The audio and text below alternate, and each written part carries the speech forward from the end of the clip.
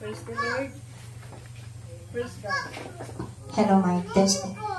Hinihiling ko nga yung mga magulang, parents dyan dito sa mga magulang, mga nanay. Kasi ang message na ito ay para sa atin. Ayan. Para mas ma-feel natin ang blessing ni God. Okay? Yan, sa harap. Kasi pagpe-pray tayo mamaya ni Pastor Jude. Tayo pong lahat ay tumayo bilang paggalang sa salita ng ating Panginoon. Matatagpuan po dito sa Isaiah chapter 66 verse 13.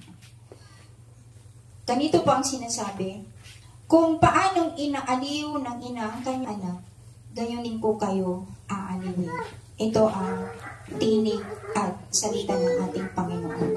Makakaupo na po tayo.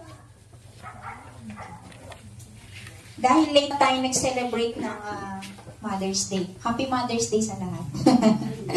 Okay. Pero yung iba, nag-celebrate na sila nun. Pero ang importante ngayong araw na to ay mabigyan ng kahalagahan kung ano ba yung role ng isang mother sa loob ng tahanan at sa loob ng iglesia. Binigyan ko ng title na ganito ang sinasabi. Puso ng ina. Makinig po mga nanay. Puso ng ina, larawan ng pag-ibig ng Diyos. Okay.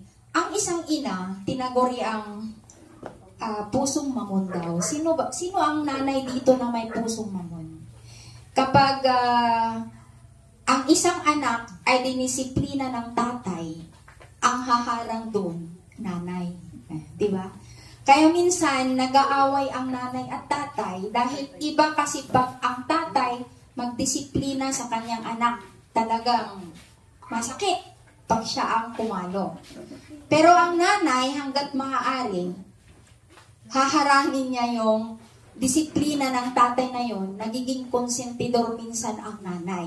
Pero hindi naiintindihan ng lahat kung gaano mapagmahal ang isang ina sa kanilang mga anak. Nandyan na madaling umiyak, madaling lubuha, madaling masaktan. Diba? Na-viral ngayon yung sa Facebook, yung isang ina na sinunog ang kanyang 3 anak. Sino po yung nakakaalam doon? Okay. Hindi natin alam ang buong kwento behind the scene. Sa likuran ng kanyang kwento, sa likuran ng kanyang pagsunog sa kanyang anak, hindi natin alam ang kwento ng isang nanay na yan. Sabi ng iba, sabi ng mga comments, kasi muna nung sinabi ni Pastor Jude na ikaw nga munang mag-preach about sa nanay, kasi Mother's Day nga, celebration natin, kasi last Sunday of the month, dito natin kasi talagang sineselebrate or binibigyan ng kahalagahan ang role ng nanay. So sabi ng mga comments, yung nanay na yan, maaaring na-depress. Yung nanay na yan, walang mapagsasabihan ng problema. Yung nanay na yan, walang communication sa kanyang asawa. Yung nanay na yan, dala-dala ang problema. Sa 3 niyang anak, siya nagpapakain, siya namamalengke, siya yung nag-aaruga sa loob ng tahanan ng kanyang 3 anak. Kaya hindi natin alam kung ano yung pinagdaanan talaga ng nanay na yan. Kaya hanggang sa nakaisip siya, or hanggang sa depressed na siya, wala na siyang mapagsabihan, mayroon pa yung chat doon na na-screenshot. Na mayroon siyang pinagsasabihan ng kanyang problema na humihingi or humihiram lang ng 500 pesos.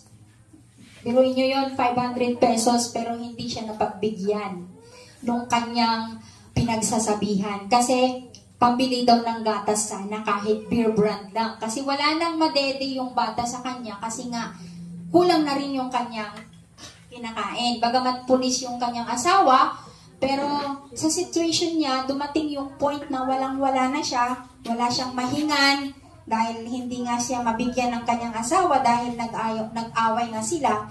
Kaya lumapit siya sa isang kakilala niya na humihiram siya ng 500 pesos pero hindi siya napagbigyan.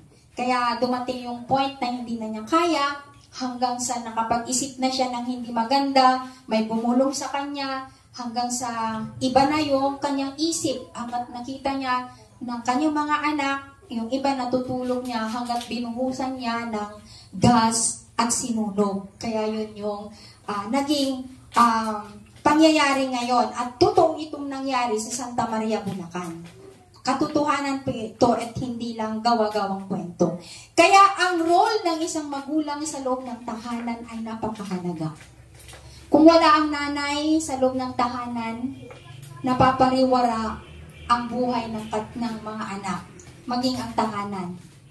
Walang magandang idudulot o ibubunga ang isang tahanan kung wala ang ina sa loob ng tahanan. Kaya nga tinaguri ang ilaw ng tahanan. No, hindi ilaw ng lansangan. Ilaw ng tahanan. Kasi sila yung nagbibigay ng liwanag sa loob ng tahanan. Sa umagang ito, mga kapatid, hindi lang po natin ipinagdiriwang ang mga ina na nagsilang ng kanilang anak at ipinagdiriwang natin ang mga babaeng naging tahanan sa gitna ng unos at gaya ng sinabi ko, sila yung ilaw sa gitna ng dilim at daluyan ng habag ng Diyos sa ating buhay. Ang pagiging ina ay hindi lang tungkol sa yung dinadala mo lang yung baby sa yung sinapupunan.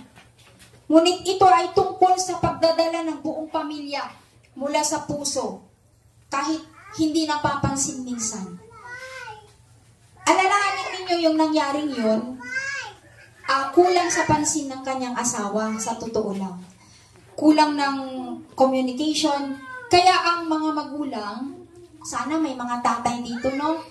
Na maramdaman nila kung gaano ang kahalagahan ng nanay sa loob ng tahanan. Yun bang ang akala ng mga tatay ay just? Akala ng tatay ay napakababaw lang ang role ng isang ina sa loob ng tahanan.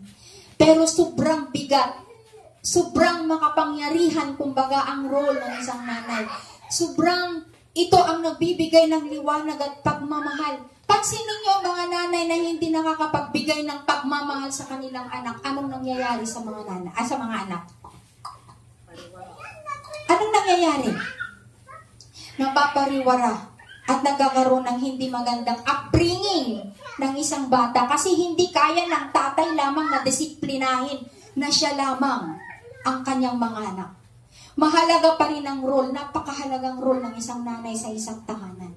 Alam niyo po nung namatay yung nanay namin, yung mama namin, parang ang feeling namin, kahit mga pastor na kami nung, may mga trabaho na kami nung namatay yung nanay namin, parang ang feeling namin talagang pinabayaan kami ng mundo. Yung parang ang feeling namin talagang wagas kaming nagluksa kahit nandyan yung tatay namin. Wagas kaming nagluksa kasi doon namin naramdaman ng pagmamahal sa nanay. Sa nanay talaga. Kaya kung tutuusin, dito mga kapatid, kaya sinabi ng ating Panginoon na ang ina, kung paanong inaliw ng ina ang kanyang anak, ang Diyos din nag-aaliw sa atin. Kasi alam po natin, ang pag-ibig ng ina ay salamin din ng pag-ibig ng Diyos. Kaya ang inang mapagmahal, nagsasalamin doon ang pag-ibig ng Diyos. Sa Isaiah chapter 66 verse 13, nabasa ko na kanina kung paanong inaliw ng ina ang kanyang anak, gayon din kung kayo aaliwin. Okay, sa lahat ng halimbawa ng Diyos para ilarawan ng kanyang pag-ibig, ina ang ginamit niya. Kahit noong time ng ating Panginoong Hesukristo, binigyan niya ng kahalagahan ang isang ina. Diba? Kaya balik po tayo dito. Ang isang ina, ang role ng isang ina, alam niyo po ba, sa bawat gabi na hindi siya natutulog, di ba nung nagpapadede kayo ng mga anak ninyo, di ba kulang kayo ng tulog? Ang sarap-sarap ng tulog ng asawa niyo. Pero kayong mga asawa, kayong mga ina, tayong mga ina, napupuyat, nagtitimpla ng gatas, pag umiiyak, tayo ang nagbibigay ng atensyon. Ang mga tatay, halos walang pakialam, ang sarap ng tulog, pero hindi ko naman nila lahat-lahat ng tatay. Pero 98% ng katatayan ang ibinibigay, ang lahat ng obligation sa mga nanay. Biruin nyo yan. Ang nanay, kaya nadidepress ang nanay kasi kulang ng tulog. Kulang ng pagkain minsan. Na halos yung kakainin na lang lamang niya kahit gutom na gutom yan kapag nakikita niyang nagugutom ang anak. Ibibigay pa rin niya sa kanyang minamahal na anak. At doon natin nararamdaman ang walang sawang pag-ibig ng ina sa kanyang mga anak. Mamaya ko na i-elaborate ang pag-ibig ng Diyos sa bawat isa sa atin. Mag-focus muna tayo sa nanay kasi mga nanay lahat ng nandito. Kaya tayong mga nanay, tawagin nyo ngayong mga asawa nyo. Tayong mga nanay, napakahalaga ang ating role sa sa loob ng tahanan. Kaya asan ba yung mga anak dito? Kayong mga anak, hindi nyo man napapansin ang pagmamahal ng inyong mga nanay sa inyo.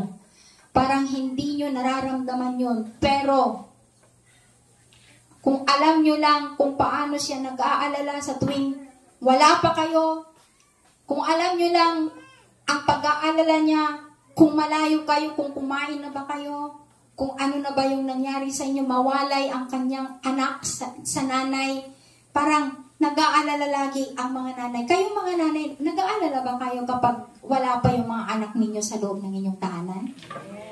Amen. Kasi, bakit? Kasi ang pagmamahal ninyo nandito sa buong buhay ninyo, ipinagkaloob ninyo sa inyong mga anak. Kaya minsan si Jasper, tinatawagan ko kahit matanda na yan, kahit na may edad na yan, minsan tinatawagan ko pa rin yan kung nasa na siya. Kasi alam ko yung oras ng pag-uwi niya, minsan alas 6, gano'n, di ba? Kung minsan alas 10 na wala pa siya, tinatawagan ko, lalo na kung hindi pa sumasagot, mini-message ko si Jayan. Sabi ko, Jen, nag-message na ba si Jasper sa'yo? May meeting daw po. Mga gano'n. Mag-aalala ka talaga kung ano na lang yung nangyayari sa inyong mga anak kung nasan na sila. Pero ang tatay, walang pakialam yan, di ba? Minsan ang nanay sasabihin, nakita mo ba yung anak mo? Bakit ikaw nandyan pa rin? Hindi ka kumikilos. Walang pakialam ng tatay minsan. Alam nyo yan, mga nanay, nararamdaman nyo, nararamdaman ninyo at nakikita ninyo ang kahalagahan ng nanay. Kayo mismo sa inyong sarili.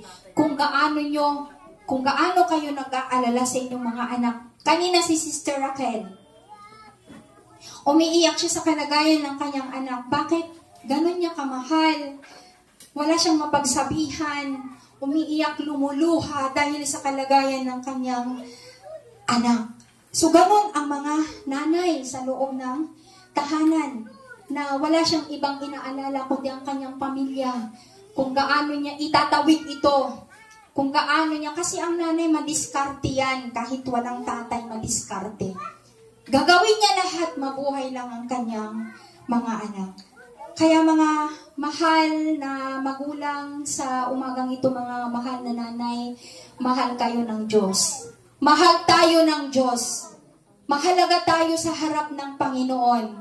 Kaya kayong mga anak, pahalagahan ninyo ang inyong mga nanay. Kasi once ang nanay wala sa tahanan, wala ang mga anak. Kulang talaga. Kasi tayo yung binigyan ng karapatan, tayo yung binigyan ng napakaganda, napakahalaga, napakapangyarihang halaga ng Diyos sa atin. Kaya sa umagang ito, mga anak, ang ina ang unang yumakap sa atin. Unang umintindi sa atin. At kami yung unang umiyak kapag ang mga anak ay nasasaktan. Ipinaglalaban ng nanay kapag ang mga anak ay nasasaktan. Gumagawa ng paraan ng nanay kapag ang anak ay nangangailangan. Gumagawa ang lahat ng paraan ang nanay. Mabigyan lang ng magandang kinabukasan ang anak. Kaya ngayon, sa umagang ito, pag nilay-nilayan natin, kailan mo huling naalala na ang Diyos ay minahal ka sa pamamagitan ng pagmamahal ng iyong anak, ng iyong ina? In relationship ito sa pagmamahal ng Diyos sa atin. Kailan din natin inalala ang pagmamahal ng Diyos sa bawat isa sa atin? Hindi na ito tungkol sa ina, para sa kalahatan na. Ang Diyos, nararamdaman niya ang pangangailangan ng bawat isa sa atin. Ang Diyos, nakikita niya kapag tayo'y lumuluha. Ang Diyos, nararamdaman niya ang pangangailangan ng bawat isa sa atin. Kaya sa umagang ito, hindi lamang sa relationship or hindi lamang sa mensahe ng mga nanay na nandito ngayon, pero in general, sa bawat isa sa atin, tatay man o nanay man, napakahalaga na maramdaman natin ang pagmamahal ng Diyos sa bawat isa sa atin. Kaya sa umagang ito, alalahanin natin noon kung gaano tayo inalagaan ng ating Panginoon. Kailan ba tayo pinabayaan ng Diyos? Naalala ba natin yung panahon, kailan ba tayo iniwan ng Diyos? Alam niyo po, tayo lang yung nang-iiwan sa ating Diyos. Totoo lang yan. Kailan ba natin naramdaman na iniwan tayo, pinabayaan tayo ng Panginoon? Hindi. Sa araw-araw nating pamumuhay, by providing all our needs, kailan ba tayo ginutom ng Panginoon? Sino na itong nagutom? Sabihin nyo nga sa akin ngayon, nagutom po ba tayo? Nagutom po ba tayo? Wala siguro nagutom dito kasi kung nagutom tayo, hindi na tayo buhay ngayon. Ganyan kalalim ang pagmamahal ng Diyos sa bawat isa sa atin. Now, para hindi tayo magtagal, mga minamahal kong kapatid. Ayan, nandyan ang ating isang tatay. Ang pagmamahal natin sa mga magulang, sa mga nanay natin, iparamdam natin sa kanila ang totoong pagmamahal. Kasi once na na-depress ang asawa mo, once na na-depress ang nanay mo sa kagagawan mo, once na na-depress ang ilaw ng tahanan, mawawasak lahat. Mawawasak lahat pag nawala yung pagmamahal ng nanay sa loob ng tahanan. Ganyan din, kapag nawala ang pagmamahal natin sa ating Panginoon, mawawasak ang buhay natin. Hindi natin alam kung saan tayo tatakbo kapag mawalan tayo sa pag-ibig ng ating Panginoon. Kaya sa umagang ito, mga kapatid po, mga ina, tinagurian tayong mapagmahal sa loob ng tahanan. Ganyan din sana ang gagawin natin sa loob ng iglesia. Ipakita natin ang ating pagmamahal na tayong huwaran sa buong tahanan natin. Lalo na ang ating pag-ibig sa ating Panginoon. Hindi tayo iiwan ng Diyos kapag tayo ay tapat sa Kanyang harapan. Gaya ng katapatan ng nanay sa kanyang asawa at sa kanyang anak na hindi niya kailanman iiwan ang kanyang pamilya dahil sa kanyang pagmamahal sa kanyang pamilya. Ganon din sana ang pagmamahal natin sa ating Panginoon. 100% hindi tayo kayang iiwan ng Panginoon. Kaya sa umagang ito, alam ko ng bawat isa sa atin, maliit man o maigsi man, ang aking mensahe sa umagang ito. Sana, mga tatay, mga anak, pahalagahan natin ang role ng nanay natin sa loob ng tahanan, gaya ng pagpapahalaga ng Diyos sa bawat isa sa atin. Magandang umaga po sa ating lahat at ibibigay ko po sa ating pastor ang natitirang oras at bahagi ng ating pong gawain sa umagang ito. God bless us.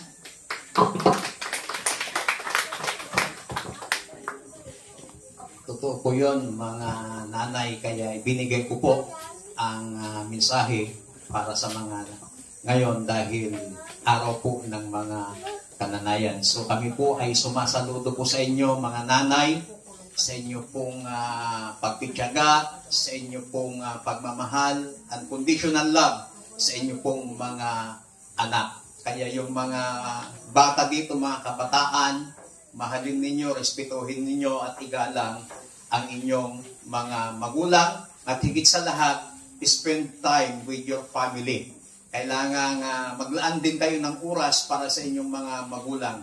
Dahil balang araw, baka pagsisisihan nyo yan kapag mas pinahalagahan nyo ang inyong mga barkada, ang ibang mga tao kaysa sa inyong mga magulang o kaysa sa inyong mga pamilya. Tandaan po natin, family is family. Walang perfectong pamilya. Sometimes nagbabangayan, sometimes hindi nagkakasundo sa loob ng pamilya, but pag meron man isang hindi magandang pangyayari sa buhay ng isa sa mga bahagi ng pamilya, huhusgahan ka ng ibang mga tao, yung mga inakala mong kaibigan mo, huhusgahan ka, pababayaan ka. But, the only thing na tatanggap muli sa'yo, yayakap sa'yo, walang iba, kundi ang iyong nanay at ang iyong pamilya. Kaya nga, family is family. Family is everything to us. Kaya mahalin natin, respetuhin natin ang ating pamilya. Una nating bigyan, paglaanan ng oras, paglaanan ng panahon, kaysa sa mga barkada, kaysa sa mga ibang tao. Pamilya muna. Walang perpektong pamilya dito sa ibabaw ng lupa. Lahat may mga imperfection yan. Pero kapag inuuna po natin ang ating mga pamilya, minamahal natin ang ating mga pamilya, ang ating mga nanay, kung meron pa kayong mga nanay, walang imperfection na hindi mapagtatagumpayan. Kasi mayroong pagmamahalan ang isang pamilya. Tayo pong lahat ay tumayo. Panginoon, sa umaga pong ito, marami pong salamat sa inyong masalita. Namin pong napakinggan patungkol po sa mga nanay. Panginoon, batid mo ang pinagdadaanan ng bawat mga kananayan. Ang aming panalangin kung paano mo inaaliw o paano inaaliw ng nanay ang kanyang mga anak. Gayon din sana, Panginoon, patuloy mong aliwin ang mga kananayan ito.